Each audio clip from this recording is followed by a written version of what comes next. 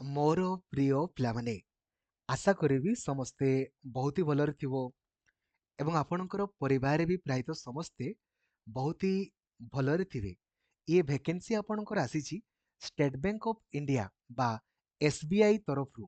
ସର୍ବମୋଟ ଆପଣ ଦେଖିପାରୁଥିବେ 13,735 ଗୋଟି ଆପଣଙ୍କର ଭ୍ୟାକେନ୍ସି ରହିଛି, ଯୋଉଥିରେ କି ଆମର ଓଡ଼ିଶା ପାଇଁ ମଧ୍ୟ ରହିଛି। ଆପଣ ଯୋଉ ଜୋନ୍ ପାଇଁ ଆପଣଙ୍କର ଚାହିଁବେ ସେଇ ଜୋନ୍ ପାଇଁ ଆପଣଙ୍କର ଆପ୍ଲାଏ କରିପାରିବେ।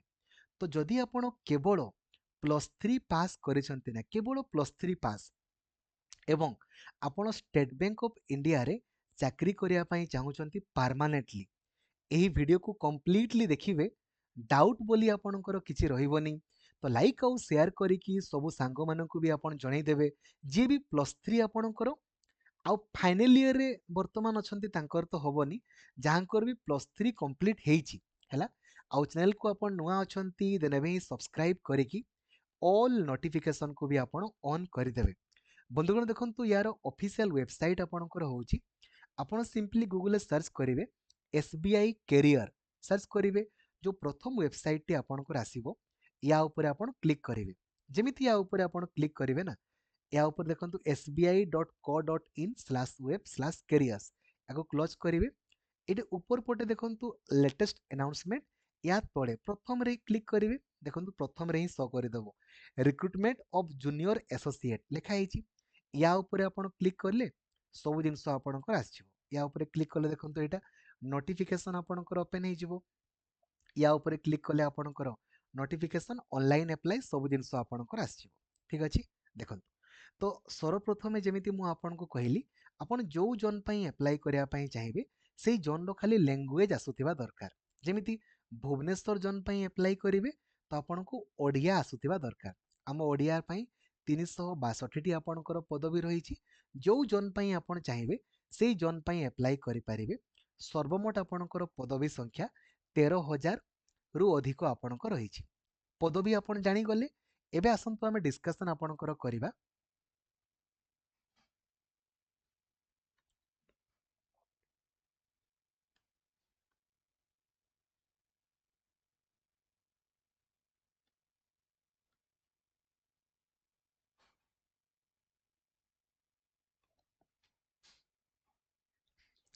ଏବେ ଆସନ୍ତୁ, ଯଦି ଆପଣ କହିବେ ଆପଣଙ୍କର ଡେଜିଗ୍ନେସନ୍ କ'ଣ ରହିବ, ଜୁନିୟର ଆସୋସିଏଟ୍ ଆପଣଙ୍କ ରହିବ, କାଷ୍ଟମର ସପୋର୍ଟ ଆଣ୍ଡ ସେଲ୍ସରେ ଆପଣଙ୍କ ରହିବ। ଏବେ ଆସନ୍ତୁ ଦେଖିବା ଆପଣଙ୍କର ଏଥିରେ କ୍ୱାଲିଫିକେସନ୍ ଆପଣଙ୍କର କ'ଣ ରହିଛି ଏବଂ ଏଜ୍ ଲିମିଟ୍ ମଧ୍ୟ ଆପଣଙ୍କର କ'ଣ ରହିଛି। ତ ମିନିମମ୍ ବୟସ ଆପଣଙ୍କର 20 ବର୍ଷ ହେଇଥିବ, ମ୍ୟାକ୍ସିମମ୍ ବୟସ ଆପଣଙ୍କର 28 ବର୍ଷ, କିନ୍ତୁ ST SC ମାନଙ୍କର 5 ବର୍ଷ ବଢ଼ିଯିବ। ତ 20ରୁ ଯଦି ଆପଣଙ୍କର 33 ବର୍ଷ ଭିତରେ ଥାଏ ଆପଣ ଆପ୍ଲାଏ କରିପାରିବେ। ଆଉ OBC ମାନଙ୍କର ଆପଣଙ୍କର 3 ବର୍ଷ ବଢ଼ିଯିବ, ତ 20ରୁ 31 ବର୍ଷ ଭିତରେ ଥିଲେ ଆପଣ ଆପ୍ଲାଏ କରିପାରିବେ। ଏଜ୍ ଲିମିଟ୍ ଆପଣ ଜାଣିଗଲେ। ଦେନ୍ ଯଦି ଆମେ କ୍ୱାଲିଫିକେସନ୍ ଆପଣଙ୍କର କହିବା, କେବଳ ଆପଣଙ୍କର ଗ୍ରାଜୁଏସନ୍ ଯଦି ଆପଣମାନେ କମ୍ପ୍ଲିଟ୍ କରିଛନ୍ତି ଆପଣ ଆପ୍ଲାଏ କରିପାରିବେ। କହୁଛି ଫାଇନାଲ୍ ଇୟର ପିଲାମାନେ ବି କରିପାରିବେ, କିନ୍ତୁ 31 ଡିସେମ୍ବର ସୁଦ୍ଧା ରେଜଲ୍ଟ ଦରକାର। ତ ଏବେ ତ ଆପଣଙ୍କର ଫାଇନାଲ୍ ଇୟର ପିଲାଙ୍କ ରେଜଲ୍ଟ ବାହାରିବନି। ତ କହିବା ପାଇଁ ଗଲେ ଯାହାଙ୍କର +3 କମ୍ପ୍ଲିଟ୍ ହେଇଛି ଖାଲି ସିଏ ହିଁ ଆପଣଙ୍କର ଆପ୍ଲାଏ କରିପାରିବେ। ଏଜ୍ ଲିମିଟ୍ ଆପଣ ଜାଣିଗଲେ, କ୍ୱାଲିଫିକେସନ୍ ବି ଆପଣଙ୍କର ଜାଣିଗଲେ।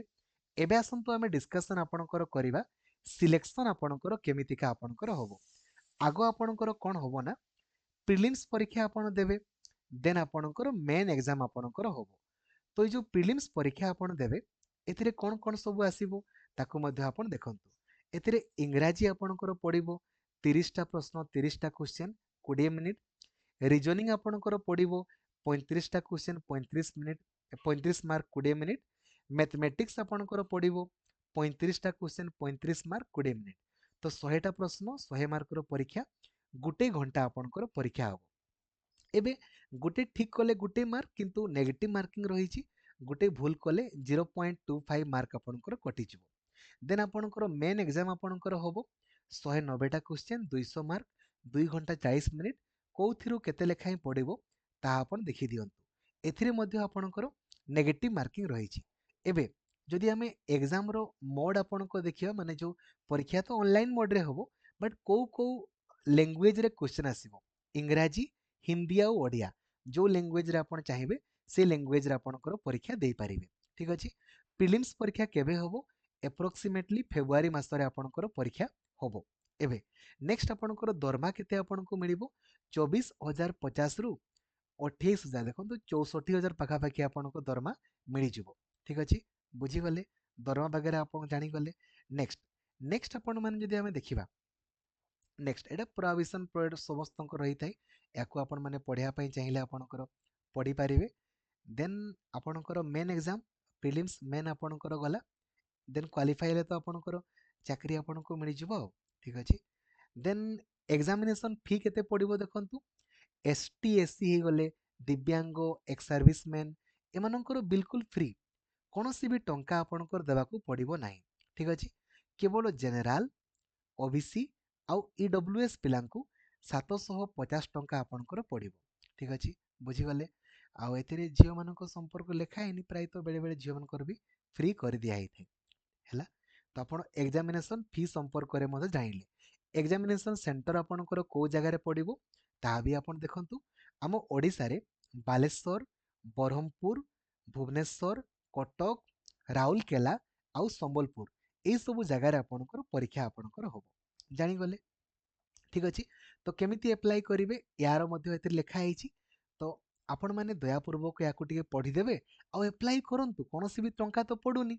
सिंपली sbi.co.in को आपणकर जिवे, प्रथम वेबसाइट रे आपण क्लिक करिकी एटी एप्लाई ऑनलाइन क्लिक करेंगे। हाँ, एप्लाई डेट देखंतु 17 तारीख, काली पाखुर आपणकर ऑनलाइन एप्लाई, लास्ट डेट आपणकर 7 जनवरी पर्यंत रहिबो।